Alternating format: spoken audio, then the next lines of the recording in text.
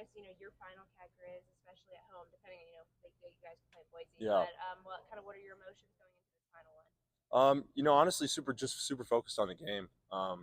Just kind of how it's been the last, basically this whole season, just one game at a time. But super special, obviously being the last Cat-Griz. Emotions will be high or whatever, but just gotta keep them in check and play the game. I'm sure it's not top of your head, but you're a few points away from 1,000, and you're 2 away from passing Sprinkle on that third pointer list, the 3-pointer list. So, kind of, what do those milestones mean to you, and kind of when you look back at your career, accomplishing all of that? Yeah, just it really just means all the hard work works. At the end of the day, just all the years I've been here putting in work. Since through COVID, all that quarantine stuff. And throughout my career, so it's just really reassuring. The work always works. Has Danny said anything to you about the record? No, but in the summer I went up and got shots there in the summer at UW, and so it was funny to kind of talk about him. There's a chance it could happen, so it's cool. To have Jade here by your side, finally, what has that kind of meant to you, and his emergence in the last 4 games? What have you seen from him?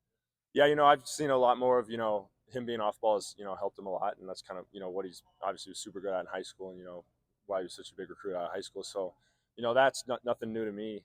Something I've seen since early age, but yeah, it's super special obviously to get to play my last season and his last season together as a duo, and so it's really cool, super special for sure. Coach Logie talks about him trying to find his role and yeah and things like that. What have you seen personally? He said he has a different relationship obviously with you. You guys know each other forever, so how much growth have you seen from him? I've seen a lot of growth. For the first half of the year, he was, kind of trying to figure out his role and stuff like that. And I talked to him a lot about, just catching the shoot. And when you catch the shoot, think shot first. And then, he's such a good playmaker, once the shot's not available. So that's, really helped him open up his game and find his groove.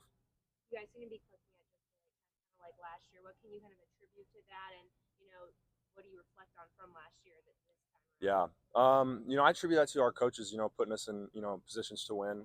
They work unbelievably hard on scouts and stuff like that. So, really just trusting what they have to say and, staying at it with their supervision and stuff like that. So it's been really good. And, same with last year, it kind of showed us, that it could be done. And so, that kind of, that gives us hope and something, every day to practice for, getting back into that kind of stride. And so that's been good.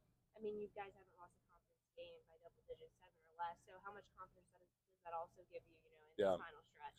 A lot of confidence because at the end of the day you got to win close games. At the end of the season and up into March, and so just getting a lot of reps. We've been doing that all season, and so it's just reassuring that it's going to happen and we'll break through. How many players stick around for their entire career? Yeah. In one school? Games that you played this year? Yeah. How do you try to put into words just what this program has been, what this university means? Yeah, I mean it's been everything to me. Came here in COVID. That was a weird year or whatever, but basically this is basically home to me now. I mean I go home, a week, 2 weeks maybe in the summer, and so this is basically where I'm at. But I love it here. The community's been phenomenal, and I couldn't have had a better time here. So the home road, you guys are really good here, and up the road it's a little different. What do you think has maybe been the biggest? I don't know. I think it's obviously always hard to get wins on the road.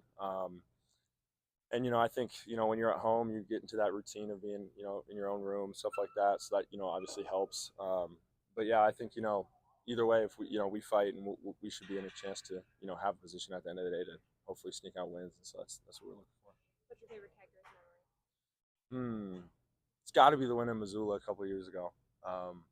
With Ray and when Ray got fouled at the end or whatever, that's got to be my best memory for sure. What's your favorite memory in this building?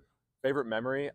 This is gonna be a little personal just for me, but it was probably the halftime buzzer beater I had 2 years ago, I think. So yeah, that's probably my biggest memory, favorite memory.